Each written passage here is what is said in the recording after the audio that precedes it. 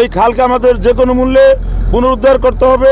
আগের মতো যদি পানি প্রবাহ চালু হয় তাহলে সবাই খুশি, এলাকাবাসী এবং দোকানদার, বাজারের দোকানদার সহ। এই বৃষ্টির পানিটা তো খালেই নামে, খালে যদি নামে খালটা থাকলে উপকারী হয়, অপকার তো আর হয় না। খুশি হব যদি আগের মতো পানি প্রবাহ চালু হয় এদিক দিয়ে, তাইলে আমাদের এলাকার এবং বাজারের দোকানদার সহ সকল জনগণের জন্য এটা একটা ভালো খবর, সুখবর।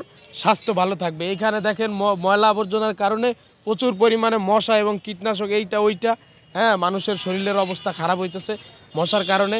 আগের মতো যদি পানি প্রবাহ চালু হয় তাহলে সবাই খুশি, এলাকাবাসী এবং দোকানদার, বাজারের দোকানদার সহ। আমাদের এই খালটা খুব আগে স্রোত ছিল, তো স্রোতে আগে যদি নৌকা যদি উজানে বা করতো, মানে নৌকা উজানে উঠতে পারতো না, এরকম অবস্থা ছিল। আর এখন পুরা শেষ হয়ে গেছে গা, ময়লা আবর্জনা এগুলো পইরা একেবারে পুরা খাল বন্ধ হয়ে গেছে গা। মানে আপনার পানি যে বের হবে ওরকম সিস্টেম নাই এখন। যদি আগের মতো যদি এরকম যদি খনন করলে আপনার ধরেন এখান থেকে পানি যদি মানে নদীর থেকে যদি আসতে পারে, তাহলে এটা এই খালটা যেরকম আগের মতো জীবন ফিরা পাইব। বৃষ্টির পানি নামলে আবর্জনা জায়গা, পানি লগে জায়গা সুন্দর হয়।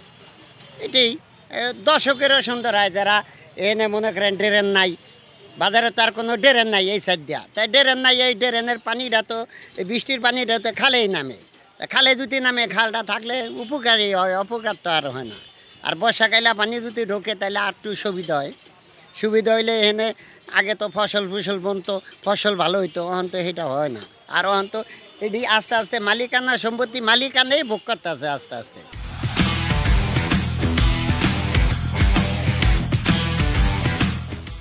আগে তো মনে করেন আগে তো জায়গার এত মূল্য ছিল না, তাই মূল্য যে ছিল না তখন তো সবই মনে করেন এই লগে ছিল, ক্ষেত খামার আছিল, ক্ষেত খামার তো এই সময় বড় দেখা গেছে। শরীয়তপুর পৌরসভা কর্তৃক রাজগঞ্জ ব্রিজ থেকে রাজগঞ্জ নদীর পার পর্যন্ত খালটি পরিষ্কার এবং খননের উদ্যোগ নেওয়া হয়েছে। এই উদ্যোগ জনসাধারণের চাহিদার পূর্বে নেওয়া হয়েছে। এটা অনবরত অব্যাহত থাকবে এবং পর্যায়ক্রমে আমরা আঙ্গারিয়া মনোহর বাজারের খালও খননের নির্দেশনা পেলে কাজ শুরু করব।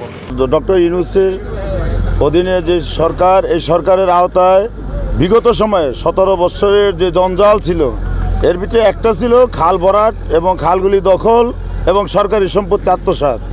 আমরা মনে করি যে বর্তমান সরকার কার্যকর পদক্ষেপের মাধ্যমে এই খালগুলো পুনরুদ্ধার করবে, যাতে করে শরীয়তপুরবাসী যাতে করে এই ময়লা আবর্জনা দুর্গন্ধ থেকে যেন বাঁচে এবং বন্যা থেকে যেন বাঁচতে পারে এবং পাশাপাশি পানি নিষ্কাশন যেন হয়। আমরা মনে করি বর্তমানে আমাদের শরীয়তপুরে প্রাণ হিসেবে বিবেচিত এই রাজগঞ্জ খাল, এই খালকে আমাদের যে কোনো মূল্যে পুনরুদ্ধার করতে হবে। প্রয়োজন বোধে এখানে আমরা জনগণ সরকারের পাশাপাশি থেকে স্বতঃস্ফূর্তভাবে সহযোগিতা করব। আমাদের জেলা প্রশাসক শরীয়তপুর জনাব মোহাম্মদ আশরাফ উদ্দিন স্যারের দিক নির্দেশনায় আমরা শরীয়তপুর পৌরসভাধীন যে খালগুলো প্রবাহমান ছিল, বর্তমানে বিভিন্ন প্রতিবন্ধকতায় বন্ধ হয়ে গেছে, সেগুলো পুনরায় সচল করার উদ্যোগ আমরা গ্রহণ করেছি।